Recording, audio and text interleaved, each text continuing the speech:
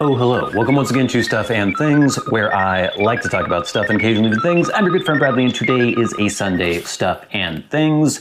And on this Sunday Stuff and Things, we have stuff and things to talk about, including upcoming videos, things that you can look forward to on Stuff and Things, and working. And then I'm going to talk about a television show. I don't do this very often, but there's a series that I watched recently on Netflix that I thought many of you might enjoy, and most people haven't seemed to have heard of it, so I wanted to highlight that on this episode. The annoying thing is that Netflix has some sort of anti-pirate, it's a copyright protection something that makes it, if I am trying to get clips from a Netflix show and it recognizes that I'm using a screen recorder or OBS or any other software that can capture your screen, it just makes it go blank. And I can't actually get any footage of the show that I wanted to talk to you about to show you. So we're gonna have to do that kind of old school where you'll just pretend that I'm your friend and I'm telling you about a show that I really enjoy and that you should watch. And then of course, we'll get into your questions, comments, and feedback in hashtag askstuffandthings. So let's get into it. First of all, you may notice that we're in kind of different settings and the camera isn't the same. I'm actually using my GoPro to record this because I've loaned out my fancy camera, full frame mirrorless camera to a friend. So we'll have to put up with the GoPro. I think it's gonna look fine. I am using, my normal mic and everything. So hopefully everything's cool with you. And I'm in my apartment in my living room because I was just recording a video, which we'll talk about in a moment. But what can you look forward to on Stuff and Things and working? Well, this coming week, I'm going to be talking about these.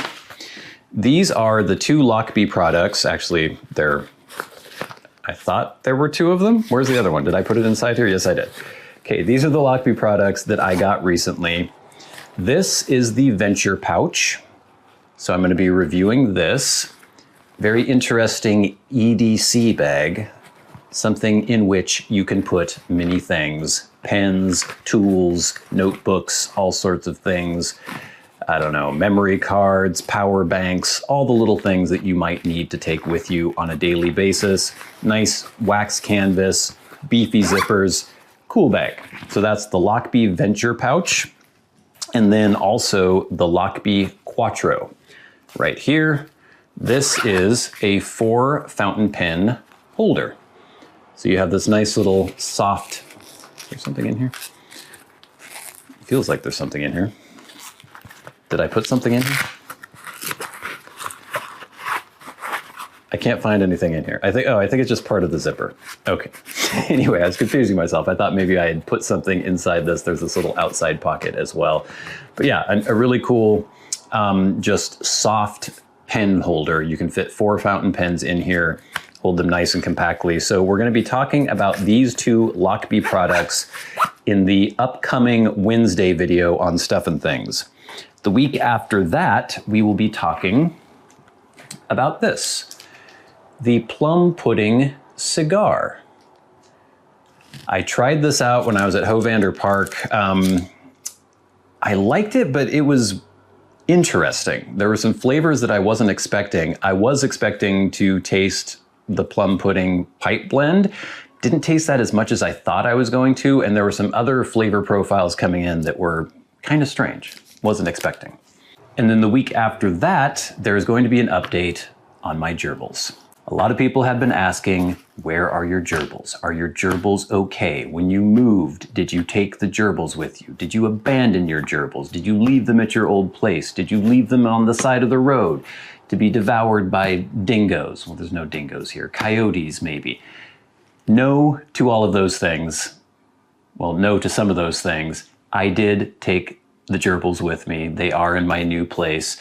As far as I can tell, they are alive and well. So there's going to be an update video on that because quite a few people have asked me to tell them how the gerbils are doing. And then of course, working, we have episode, I did not write it down. This coming week, there should be an episode. I think it's on me cutting concrete, which I hate doing. It's probably the thing that I hate doing the most in my job, which is weird because it's not really that hard or anything. It just irritates me. And I do things that are really physically exhausting, really physically demanding, some things that are super uncomfortable. that just give me horrible fatigue and soreness and all sorts of things. It's not, there are plenty of things in my job that I should dislike more than cutting concrete. And this is cutting a poured concrete slab with a diamond blade. I just hate it.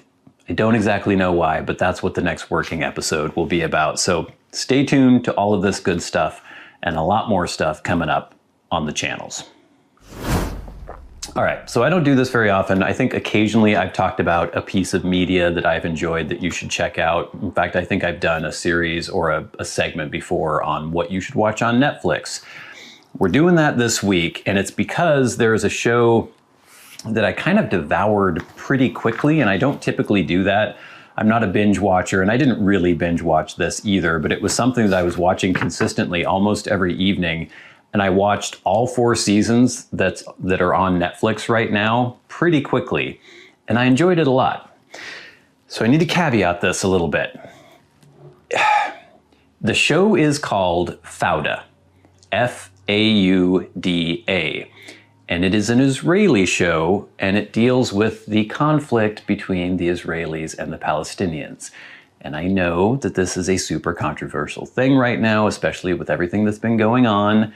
I am not in any way taking a position on that publicly when I talk about this show, and I really don't want anyone to start arguing about that in the comment section below. This is just about this series that I found interesting and entertaining. So we're not going to be talking about the Palestinian conflict from a political perspective. Whoa, just hit the camera there. We're not going to be talking about what should be doing, what they should be doing, what Israel should be doing, what anyone should be doing. That's not the subject of this. This is an entertainment product. Maybe you will think, oh, there shouldn't be an entertainment product based on this. The show's been on for a while. I think the first season was in 2013 or 14, around there. The last season came out in 2023. There have been 4 seasons so far. The show is called Fauda. It's Hebrew from Arabic, meaning chaos or mess. So this is an Israeli television series. It was co-created and developed by Lior Raz, who is also the star of the series. And again, I'm going to be mispronouncing all these Hebrew and Arabic names, so please bear with me. Also, Avi Issacharoff, and both of them were in the IDF in real life, and so they're sort of drawing on their experiences with these from being in the IDF.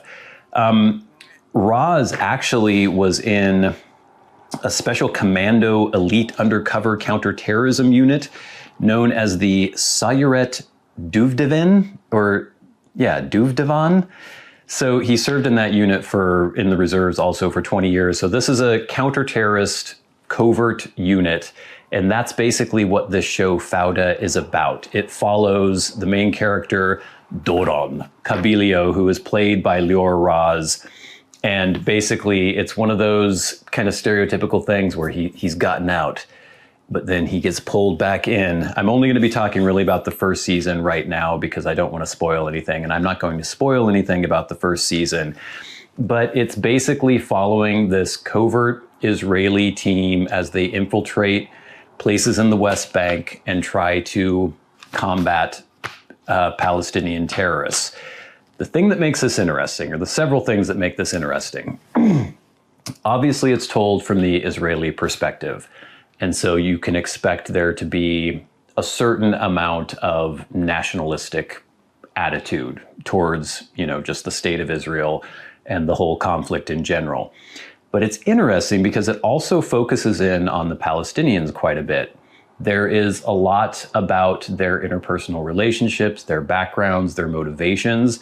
In some ways, it kind of reminds me of The Wire, where you will have storylines focusing on the homicide detectives and the drug enforcement detectives in Baltimore. And then you also have storylines that focus on the gang members and the drug dealers. And you see all of these people as real human beings. It's similar in Fauda. The first season is dealing with the Panther, Abu Ahmed, who was a terrorist that Doron, the character played by Lior Raz, thought he had killed 18 months previously. Doron retires, is working in a vineyard, and it's discovered that the panther actually survived, and so Doron is drawn back into his old team to try to capture Abu Ahmed once and for all.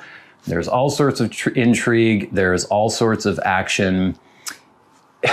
This isn't Shakespeare, gang. Like, the show is very entertaining and it's kind of edge of your seat. You want to know what's going on, but characters will do things that are kind of nonsensical sometimes. They'll get away with things that you could imagine in real life they would never get away with. And that's an interesting part too, because it doesn't always portray the Israelis in the greatest light either. They do some really effed up things and act like total jackasses. There's kind of a moral ambivalence a little bit between the two sides. For me, it's really fascinating to see this setting. Most of it was filmed in Arab cities within Israel. It's really interesting to hear Arabic and Hebrew spoken. The entire series is in Arabic and Hebrew. It's just cool to get a little bit more background on the kinds of people, obviously, again, told through an Israeli perspective, but just seeing Palestinians portrayed on media. You don't see that very often, and seeing Israelis portrayed. And most of the Israelis who are in this counterterrorism group have Arab background as well, because they have to pass for Palestinian. They have to know Arabic fluently, natively. So it's pretty fascinating stuff. There is a lot of broiness. There are a lot of scenes where one of the counterterrorism team will get angry at the other person in the counterterrorism team, and they start fighting. They're like, "What's up, bro? Come on, bro." And there's a lot of, "Bro, stop it, bro. Hey, bro, come on, bro." There's a lot of that going on. If you can get past that, it's fine. If you just sort of suspend your disbelief about some of the more ridiculous things that can happen in this show, it's very exciting. It's well produced. It's well shot, well acted. A lot of good actors in here. And just super, super entertaining. There are 4 seasons now on Netflix. I would suggest giving it at least 2 episodes. And if you're not hooked after 2 episodes from the first season, then it probably won't be for you. But some pretty major plot lines get started within the first 2 episodes. And if you enjoy those, you'll probably enjoy the rest of the series. I will warn you though, if you decide to watch this and you go all the way through the 4th season, the end of the 4th season is a ridiculously frustrating cliffhanger. I have no idea when or if another season will be produced, but by the end of the 4th season, you have multiple main characters in a position where you have no idea what's going to happen to them. And it's kind of irritating to end a season that way, especially when there is no clear indication of when the next season was coming out. But I very much enjoyed watching Fauda. Again, leaving all the politics aside, it's a very entertaining show. Again, it's not, you know, the most amazingly complex character study about these people, but it is interesting. It does portray both sides of the conflict. It's really cool to see this place represented and these languages spoken. Definitely worth checking out. Fauda on Netflix. I recommend. All right, gang, but now it is time for hashtag #AskStuffandThings. Remember, if you have a question for me and you would like it answered on the Sunday Stuff and Things, tweet at SATBradley with the hashtag #AskStuffandThings, or you can write to me via Patreon and go right to the front of the line, hit that super thanks button under this video and go right to the front of the line, or you can leave questions, comments, and feedback in the comments section of my YouTube videos. First, we have some questions via YouTube. This is from @LesBrady. Les says, as a facilities manager, I always notice building/building system related things wherever I go, especially a new place/environment. Do you find yourself checking out the quality or lack thereof of the concrete about the world in the same way, or around the world in the same way, especially since it's so ubiquitous? Cheers. Definitely. I will always notice if concrete is good or bad. I am often shocked. Well, I'm not shocked anymore, but it's still kind of strange to me how often concrete work is bad. I know that a lot of that's because of just the massive volume that some of these companies do. If they're doing, you know, hundreds of feet of city sidewalk in one day or something, it's probably not going to be it's not going to look as good as if my brother and I do a patio in one day. But yeah, I definitely notice the quality of concrete. I definitely notice if it was done correctly, or what, in my opinion, I consider correctly. I try not to talk about that with people who don't know anything about concrete, because if you're walking around with someone, you're like, look at this, look what they did here. Nobody cares, and I'm the only one interested in that. But yeah, I definitely notice. Next, from @HexeterBonsai, I have a question about the working channel. What happens when something goes wrong? For instance, has a form ever given way? What do you do when that happens? Has something ever been missed on a pour that couldn't be fixed? What is the process for making it right? This is kind of a really large topic of discussion, so I'm just going to barely touch on it here. Maybe I'll do an episode on working. I've been meaning to do another question and answer episode on working soon, so maybe I'll work that in there. Yes, things have gone wrong. We do our best to make sure that nothing major ever goes wrong, because, you know, you're checking and rechecking. We're often working on the foundation, which is the foundation of the entire house. It's what everything else is built upon, so it has to be right. And so you double and triple and quadruple check things and just make sure that you're pulling all your measurements correctly, you have your setbacks correct. You have to make sure you don't screw up really badly. I'm trying to think of the worst screw ups I've ever had. I've had issues where maybe a footing I've done in the past has had an issue with the square, but it's never been something where I couldn't fit my stem wall, my concrete foundation walls on top of it. I might have had to re-drill some steel uprights or something. We have had forms give way. When that happens, it sucks, but you just have to shore it up as quickly as you can and just keep going. Actually, in a working episode, I think a while back when we were pouring a really big foundation, a corner of one of our forms just shattered.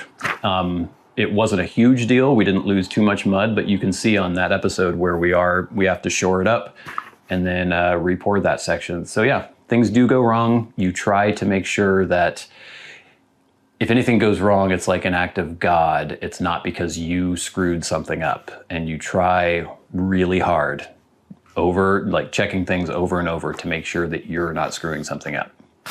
Next, we have some feedback from last week's Sunday Stuff and Things. This is from @EthanReviews123.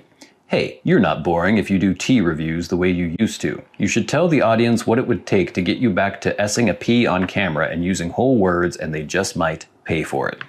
So I was talking about, a lot of people were responding last week to the Sunday Stuff and Things where I was asking if I was boring.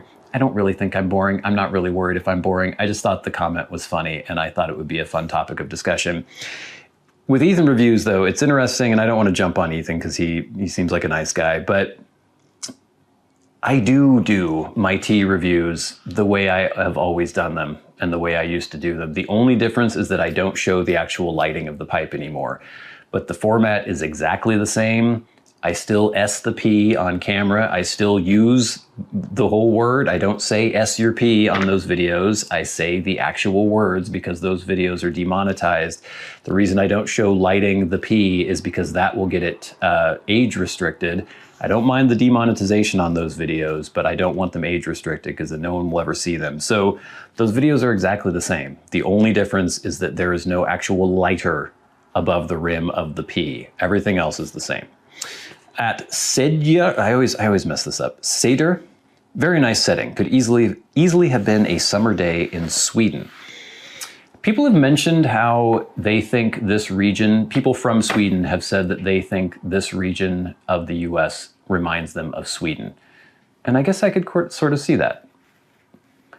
I mean, especially in the Pacific Northwest with the Puget Sound, it is kind of, I would consider it similar to like the west coast of Norway, maybe, as far as just the topographic nature, the fjords. We kind of have fjords. We have, I don't know, it looks similar. I'm assuming the weather gets much colder in Sweden than it does here during the winter, but yeah.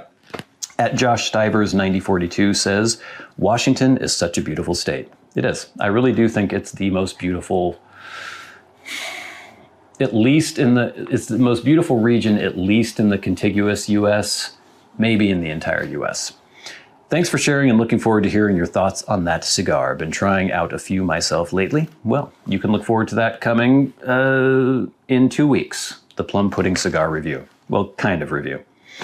At 52 Dislikes says, never boring. I enjoy the Nikon FE videos. I may get back into processing film if it's not too much of an expense. And yeah, I want to do more FE videos myself. I think I have fixed my camera, so we'll see. I was having a little issue with the FE, but hopefully it's fixed now. So if that's the case, we'll be doing more of that. At Big Earn Bladesmith says, if you're boring, I'd hate to see what adjectives I get. At Don Pasco 6378 says, just curious, why do you hate the term EDC? Oh, and by the way, I hope you never change the way you present your content. Your boring style is right up my alley. I have an issue with, I consume a lot of YouTube. I obviously produce content for YouTube, but it does irritate me how certain things will become ubiquitous on a format. Like, I don't think anyone ever said EDC 10 or 15 years ago. I don't think that existed, but then somebody on YouTube or a forum or somewhere coined that term. And then suddenly you have 10,000 people on YouTube talking about their EDC. I don't know. I don't love abbreviations.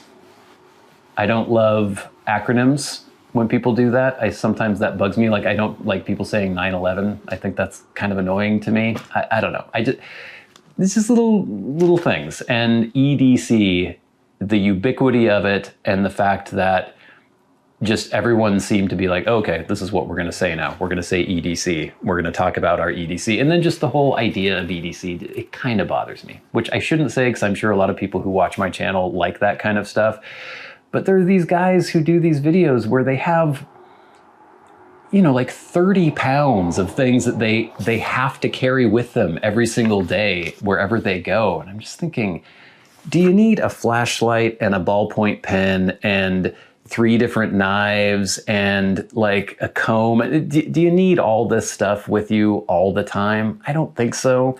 I think people enjoy it. They think it's fun, but they take it a little bit too seriously. And if you're not taking it too seriously, I'm totally fine with it. But the people who do take it too seriously, it just kind of bothers me. Anyway, I've said too much. I've said too much for sure. At Big Earn Bladesmith says, oh no, I already got this. Okay, so we have some feedback on the on-the-go pipe kit. That's the video I posted last week where I was talking about my on-the-go pipe kit, what I have in it.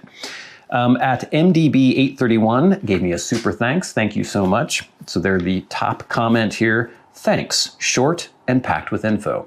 I could say the same about your comment. Thank you so much. At Tommy Hale said, I didn't think of using a wind cap for simply a type of stopper from having your tea come out of the pipe. I'll have to pick one up. And I was actually fascinated that so many people mentioned that. I wrote a little note here, surprised that people hadn't thought of using a wind cap to store their pipe in their pipe roll or in their on-the-go pipe kit. A lot of people were thanking me for pointing that out. And I was trying to think, was there ever a time when I didn't do that? I think as soon as I first found the little wind cap that you can put on your pipe, I just thought, oh, it's like a little lid for my pipe. That's fantastic. So I'm glad that a lot of people found that useful. At RWD42 said, I appreciate the pragmatic and practical advice here, highlighting tools that work. You also convinced me to pick up a wind cap. Thanks. You're welcome. At Vicinity2878 says, great video, Bradley. Love the wind cap idea. I'm using a soft bag pencil case and it works great for me. Not nearly as nice as a roll, but it suits me. Yeah, you can use anything that you can carry your pipe and your tools in. It doesn't really matter. At Sleepy Piper Todd says, nice pipe roll. I have a question. How do you avoid burning the rims of your pipes when lighting your pipes outside? Does the wind cap help with this? It's usually pretty breezy here in Kansas. I usually only smoke cobs or a couple of state pipes that I have that are already charred up when essing outside. When I'm at home, sometimes I light my pipe inside and then go out to avoid the issue. Just wondering. I haven't really had an issue with that. I mean, if it's super, super windy, it's hard to just keep the flame over the bowl. But as far as it charring the rims, no.